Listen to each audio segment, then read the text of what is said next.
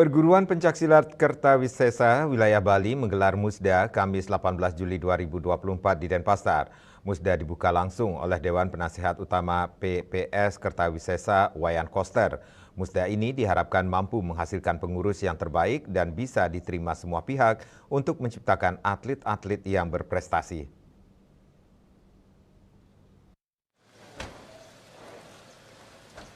Musda kali ini dihadiri Dewan Penasihat Utama yang juga Gubernur periode 2018-2023 Wayan Koster, anggota Komisi 2 DPR RI dari fraksi Golkar Ana Agung Bagus Adi Mahendra Putra dikenal Gus Adi, DPP Pusat Kertawisesa Iketut Widyana Karya perwakilan IPSI Bali, serta pengurus cabang PPS Kertawisesa Kabupaten Kota di wilayah Bali.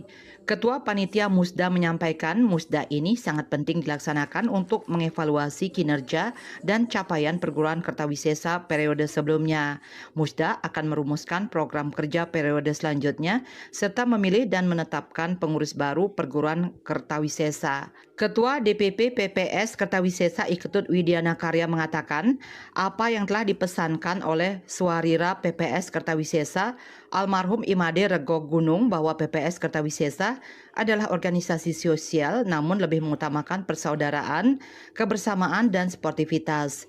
Dijelaskan, Widyana Karya PPS Kertawisesa adalah salah satu perguruan pencaksilat historis yang terdaftar secara resmi di IPSI Bali. Kertawisesa yang berdiri sejak zaman perjuangan kemerdekaan dan selalu eksis dalam mengikuti kompetisi dari tingkat kecamatan hingga nasional bahkan internasional. Sementara terkait Musda ini, pihaknya berharap selain menghasilkan pengurus baru, juga menghasilkan program-program dalam meningkatkan kualitas atlet-atlet dalam mengikuti kejuaraan. Itu yang diharapkan nanti satu program kerja yang dapat dikeluarkan berikutnya adalah pengurus Dewan Pimpinan Daerah untuk perguruan pencaksilat Kertawisesa untuk wilayah Bali. Nah, harapan berikutnya tentu nanti dengan adanya kepengurusan yang baru ini ditambah dengan program kerja sehingga para adik-adik kita, atlet-atlet daripada perguruan pencaksilat Kertawisesa ini bisa mengikuti program-program, baik program latihan, pelatihan maupun program-program kaitannya dengan kejuaraan-kejuaraan mulai dari tingkat kecamatan, kabupaten, provinsi bahkan nasional seperti Pekan Olahraga Nasional dan juga mungkin kejuaraan-kejuaraan tingkat internasional. Sementara itu, Dewan Penasihat Utama PPS Kertawisesa Wayan Koster mengucapkan terima kasih karena pertama kali menghadiri Musda PPS Kertawisesa. Mengingat waktu menjadi gubernur periode 2018-2023, ia memberikan hibah tanah milik Pemprov Bali sekitar 20 are serta bangunan kepada organisasi PPS Kertawisesa untuk digunakan fasilitas latihan yang berlokasi di Kelurahan Kerobokan, Kecamatan Kuta Utara. Menurutnya, cabang silat sangat potensial meraih medali di ajang kompetisi tingkat nasional bahkan internasional, sehingga ketika menjadi gubernur berbagai organisasi silat di Bali ini harus didorong untuk maju meraih medali emas, perak maupun perunggu.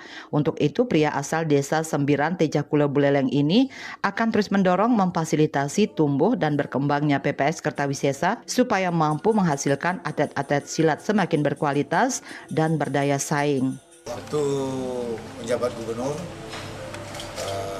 sempat menerima audiensi dari pengurus Kertawisesa dan saya mengetahui fasilitasnya kurang memadai, karena itulah dibantu dengan hibah tanah Provinsi Bali untuk sarana prasarannya termasuk juga padepokannya untuk latihan. Tahun ini mudah-mudahan bisa selesai dan saya berharap agar Kertawisesa ke depan terus maju, tumbuh, berkembang, menghasilkan pesilat-pesilat tangguh yang bisa membawa nama baik Bali maupun juga Indonesia. Musda dibuka langsung oleh Dewan Penasihat Utama PPS Kertawisesa Wayan Koster dengan pemukulan gong. Musda diisi pertunjukan silat dari atlet dan Dewan Pendekar dari seluruh kabupaten kota di wilayah Bali.